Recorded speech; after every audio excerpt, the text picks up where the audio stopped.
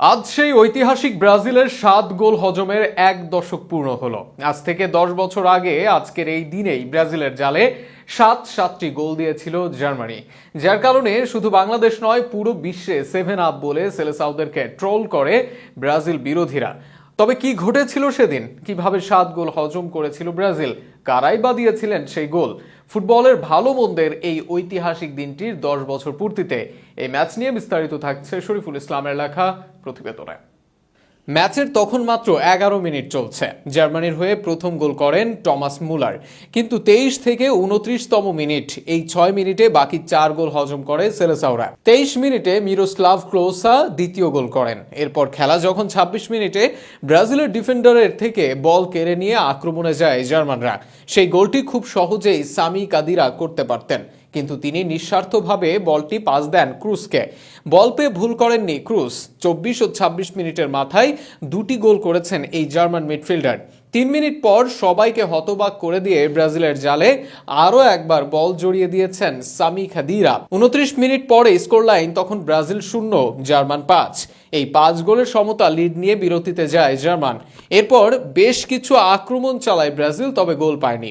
69 মিনিটে উল্টো ব্রাজিলের জালেই আরও একবার বল জড়িয়ে দেন আন্দ্রে শুরলে।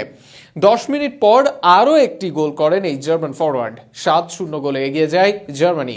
খেলা শেষ হওয়ার কিছুক্ষণ আগে ব্রাজিলের পক্ষে সান্ত্বনার সূচক গোলটি করেছেন অস্কার, কিন্তু সেই লজ্জায় কি আর সান্ত্বনা মেলে? আজ এই ম্যাচটির 10 বছর পূর্ণ হলো। 2014 সালের 8ই জুলাই মারাকানার মাঠে ঘটে এই ঘটনাটি। এই ম্যাচটি নিয়ে সংবাদ মাধ্যম গ্লোবোকে এক সাক্ষাৎকার দিয়েছেন তখনকার জার্মান কোচ ইয়াওয়াখিম লোভার। তার দেওয়া সাক্ষাৎকারে এখনো ম্যাচের স্মৃতি তরতাজা লোভার। তিনি বলেন, ঘরের মাঠে সেমিফাইনাল খেলাটা সবসময় চাপের। ব্রাজিলও সেই চাপে ছিল। আমি সেই বিশ্বকাপের কথা প্রতিদিনই স্মরণ করি, কারণ এটা বিশেষ অভিজ্ঞতা ছিল।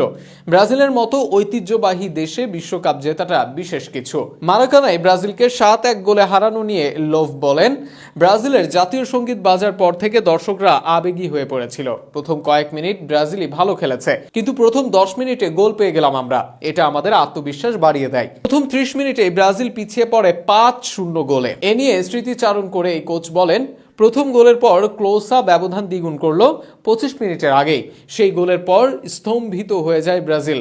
গ্যালারির পরিবেশ বদলে যায়। ব্রাজিলিয়ান ফুটবলাররা বুঝতে পারছিল না কি হচ্ছে। পরের 3টা গোল হয়ে গেল এভাবেই।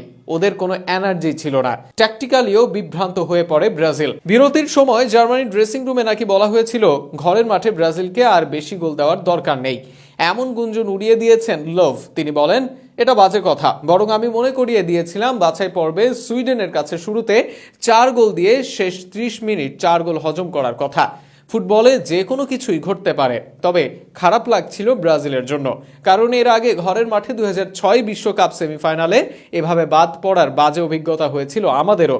নিজেদের দলের জন্য গর্ব হলেও ব্রাজিলের জন্য খারাপ লাগছিল আমার। এরপর আর্জেন্টিনাকে ফাইনালে হারিয়ে বিশ্বকাপ শিরোপা জেতে জার্মানি। তবে লোভ তার কোচিং ক্যারিয়ারে স্মরণীয় স্মৃতি মনে করেন ব্রাজিলকে হারানো ম্যাচটিকে।